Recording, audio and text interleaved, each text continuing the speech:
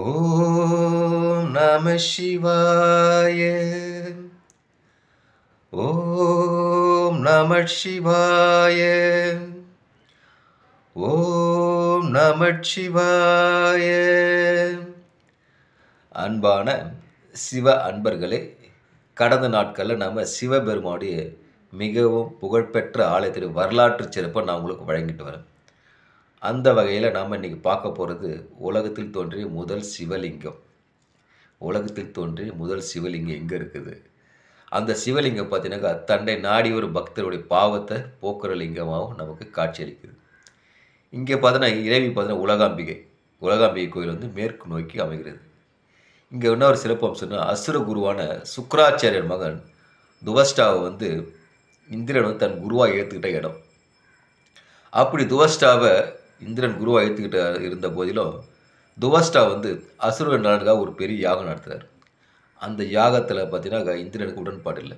இதனால் துவஸ்டாவுக்கும் இந்திரனுக்கும் கருத்து வேறுபாடு ஏற்படுது. அப்படி கருத்து வேறுபாடு ஏற்படும் போது என்ன பண்ணுற, இந்திரன் வந்து துவஸ்டாவை கொன்னுடுறார். அசுரங்களின் தலைவன் வந்து கொன்னதால் அவருக்கு இறைவனுக்கு இந்திரனுக்கு பிரம்மகஸ்தி தோஷம் அவரை தொற்றுது. இந்த பிரம்மகஸ்தி தோஷத்தை போக்குறதாக இந்திரன் என்ன பண்ணுறார், பல சிவாலயங்களுக்கு சென்று இறைவன் வழிபடுறார். ஆனால் அவருடைய பிடிச்ச பிரம்மகஸ்தி தோஷம் விலகுவதாக இல்லை. அப்புறம் கிரகங்களில் வியாழனுக்காக அவர் அறிவுறுத்துறார், இது மாதிரி வந்து நீங்கள் வந்து பாபநாசில் இருக்கிற பாபநாதேஸ்வரர் வந்து போய் சென்று வணங்கினா உங்கள் பிரம்மகஸ்தி தோஷம்லாம் போயிட்டு சொல்கிறார். அதன்படி பார்த்தீங்கன்னா இந்திரன் பார்த்தீங்கன்னாக்கா பாபநாசை நோக்கி வரார். வந்து அந்த பாபநாஸ் எல்லை காலடி வச்சோடனே அவர் பிடிச்சிருந்த பிரம்மகஸ்தி தோஷம் ஃபுல்லாக விளைகிறது. இதனால் வந்து தன்னை நாடி வரும் பக்தர்களுக்கு பாவத்தை போக்குற தலமாக இந்த தலம் விளங்குது. ஏன்னா இந்திரனுடைய பாவத்தை போக்கி பிரம்மகஸ்தி தோஷத்தை போக்கி தலம் இல்லையா, அப்போது நம்ம சாதா செய்கிற பாவங்களையும் போக்கி நமக்கு புண்ணியத்தை கொடுத்த தலமும் இங்கே விளங்குது. அது மட்டும் இல்லாத வேதங்கள் 4 நமக்கு தெரியும். என்னன்னாக்கா ரீக் வேதம், யாசிக் வேதம், சாம வேதம், அதர்வாய வேதம். இந்த இதில் பார்த்தீங்கன்னா 3 வேதம், இதில் ரீக்கு, யாசிக், சாமம், இந்த 3 வேதம் நம்ம 3 மரங்களாக சேர்ந்து வேர்களாகி சிவபெருமான் லிங்கத்துக்கு நிழலாக காட்சி அளிக்குது. இதனால தான் இங்கே முக்கிலா லிங்கன்ட்டு அவருக்கு பேர் உண்டு. இதை பார்த்து இன்னொரு வேதம் இருக்குது இல்லை, அதர்வாது சும்மா இருக்கும். அது என்ன பண்ணுது, ஆகாசத்தில் இருந்து சிவபெருமானை வணங்குது. இங்கே இன்னொரு சிறப்புனாக்கா, இங்கே இறைவனுக்கு 12 மணிக்கு உச்சிகால பூஜைக்கு நடத்தப்படுற நெய்வேத்தியங்களை உணவு எடுத்துகிட்டு போயிட்டு அங்கே பக்கத்தில் ஆற்றில் இருக்கிற மீன்களுக்கு எரியாக உணவாக வழங்கப்பட்டு இன்றளவும் வருகிறது.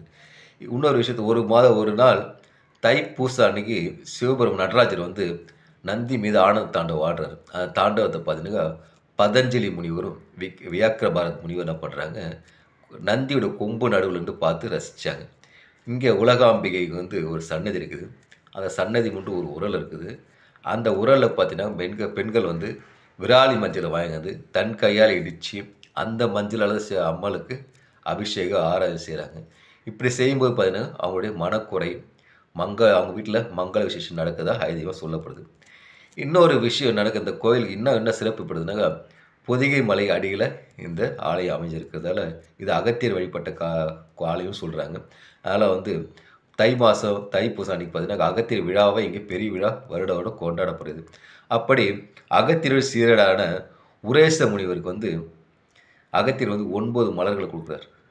9 மலர்களை கொடுத்து இந்த மலர்கள் ஆற்றில் விடு, இந்த மலர்கள் மிதந்து எங்கே செல்லுதோ அங்கெல்லாம் ஒரு சிவாலயம் அமைச்சு வழிபட்டு சொல்லி தன்னுடைய சீடருக்கு அகத்தியர் சொல்கிறார். அப்படி சொல்லும்போது அந்த 9 பூக்களும் பார்த்தீங்கன்னாக்கா மலர்களும் முதல் ஒரு மலர் ஒதுக்குச்சில்ல, அந்த இடத்துல அந்த பாபநாசம் இங்கே வந்து கோயிலை கட்டி அவர் சிறப்பு வழிபடுறாரு.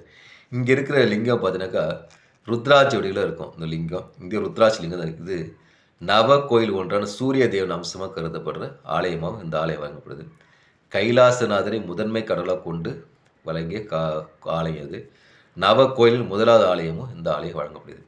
இந்த கோயில் பார்த்தீங்கன்னாக்கா அமைப்பு கருங்கலால் கட்டப்பட்டிருக்கிறது.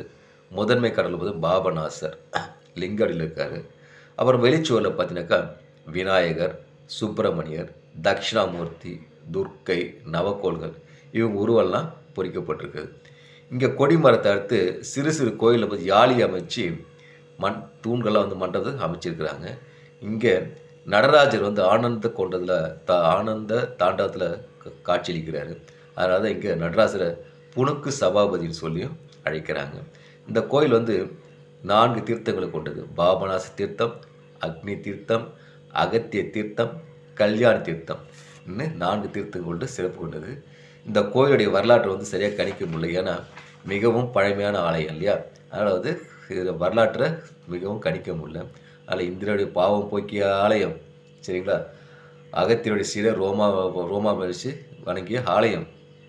இந்த யாருமே பக்தர்கள் அனைவருமே முழு மனதை தன்னை நம்பி வரவங்களுக்கு அவங்களுடைய பாவங்களை போக்கி விமர்சனம் அளிக்கிற ஆலயமாக இங்கே சிவபெருமான் காட்சி அளித்து விளங்குறாரு.